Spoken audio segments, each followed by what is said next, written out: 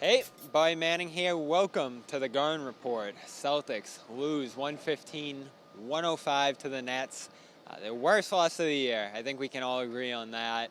Absolute disastrous second quarter stretch into the third quarter leads them to blow a 28-point lead that they built with a dominant first into the early second, and it happened fast. 4 minutes go by, down to under 20.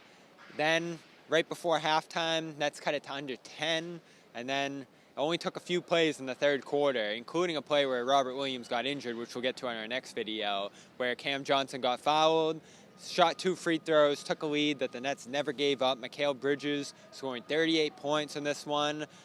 Defensive issues, an underrated part of this loss for the Celtics tonight, but we're going to focus on the three-pointer because that's where Joe Mazzulla went after this one. Celtics take just 30 in this game, well below their season average of 41-42, and he pointed to that as the reason that the Celtics lost the lead and then ended up losing badly in this game. A massive three-point differential, 14 attempts.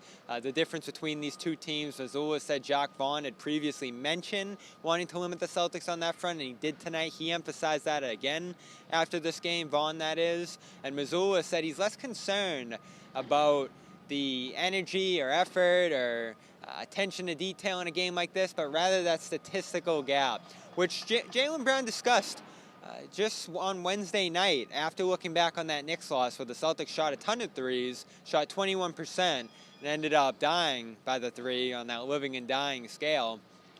They shoot well with fewer attempts on Wednesday, dominate the paint, and then in this one, all that Nets switching, and they did alter their defensive game plan midway through this game, bothered Jason Tatum, bothered this offense across the board, and it made them completely stagnant after that mid-second quarter. They're launching pull-up jumpers. Jaylen Brown drove in the crowds again and again. Sloppy game from him despite a big scoring night. And Jason Tatum shoots 0 for 8 from 3, which probably comes out as the biggest problem from this one. He got his attempts up. He's a guy who usually shoots 8 or 9 a game. I think you look at this one and say it's the style, it's the manner in which they generated those threes. A lot of them heaves, a lot of them pull-ups early in possessions, and Mazzulla likes those too. They avoid turnovers, but not in this one. 19 turnovers for the Celtics, so those bother them too. And of course, rotations, a continued challenge for the Celtics team. Balancing between Grant Williams, Mike Muscala, Luke Cornett off the bench, Williams' injury, issue on top of all of that now as the Celtics head into a back-to-back on Sunday and Monday. But more than anything, the Celtics stopped playing in this one. You could tell they slowed down for a few possessions, took a few bad shots. Mazzulla ran through timeouts throughout this game. Just 3 possessions after they took the 28-point lead. He took one, took multiple more throughout the second half, and ended up with 2 left early in the fourth, which is usually where he'll still have 3, 4, and maybe even let a few go as long as he has 2 late in the game. This was the different approach for Mazzulla tonight.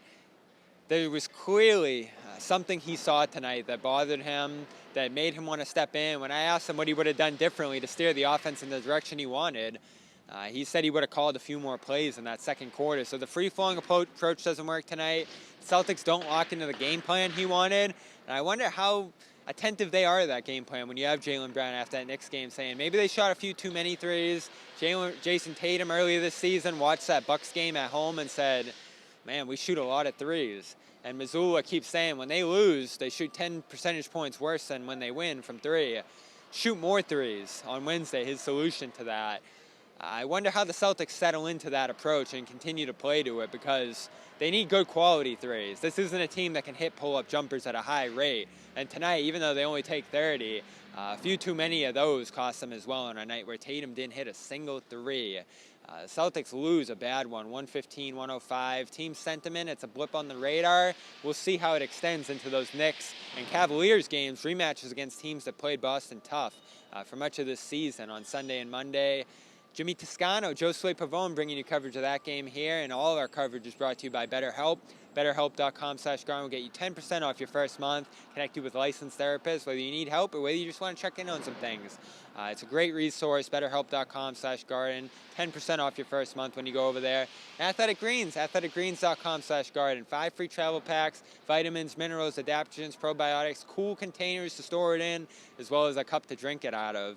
And you'll get 5 free travel packs as well as a year's supply of vitamin D for free, along with all that when you sign up. It's athleticgreens.com/garden. Celtics, losers, 105-115 to the Nets. A bad one here, by all accounts. Bad loss, and we'll see how the Celtics respond to it on Sunday. I'm Barry Mann. This has been the Garden Report for CLNS Media and Celtics All Access.